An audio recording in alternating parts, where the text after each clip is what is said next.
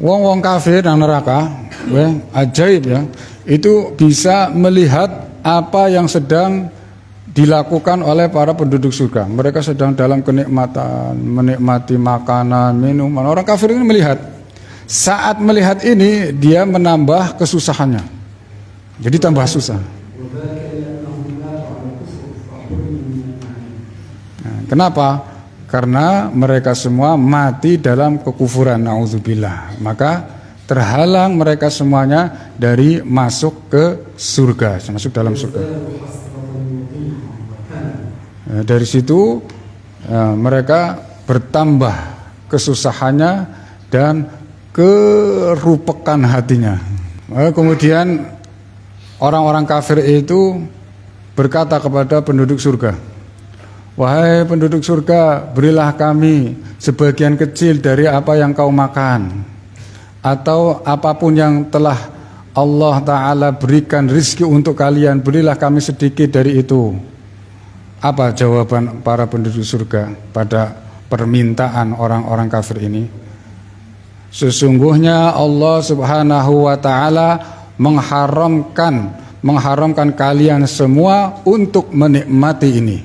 Ditambah susah lagi ketika setelah mereka menyuruh kepada penduduk surga minta sesuatu enggak dikasih, terus dia pindah lagi, berteriak meminta pertolongan kepada malaikat yang ditugaskan untuk menjaga neraka. Siapa tadi namanya?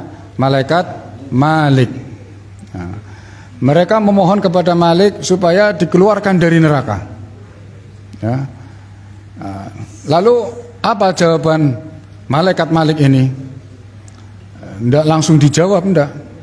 Tapi mereka semua menunggu jawaban malaikat Malik ini selama 1000 tahun. Menunggu jawaban Malik, apakah saya bisa, apakah malaikat Malik ini bisa mengeluarkan kita, katanya, dari neraka apa enggak. Itu menunggu jawaban itu sampai 1000 tahun. Setelah 1000 tahun kemudian baru mendapat jawaban. Apa jawaban Malik? Sesungguhnya Allah Subhanahu wa Ta'ala menetapkan kalian semua, mengabadikan kalian semua di tempat ini. Allah. Semoga Allah Subhanahu wa Ta'ala menyelamatkan kita semua dari masuk di dalam jurang api neraka. Nah, setelah kejadian itu kemudian pintu tertutup.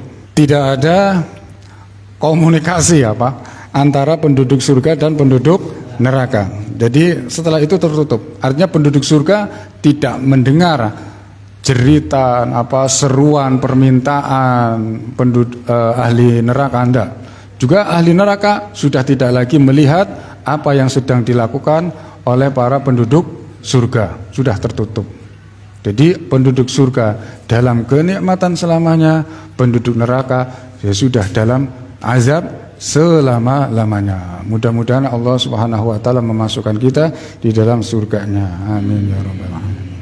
Ya, hari ini kita telah mendengarkan keterangan tentang azab kubur, tentang nikmat kubur, tentang pertanyaan malaikat mungkar nakir, semua yang dikabarkan oleh Nabi sallallahu alaihi wasallam dan wajib kita imani telah kita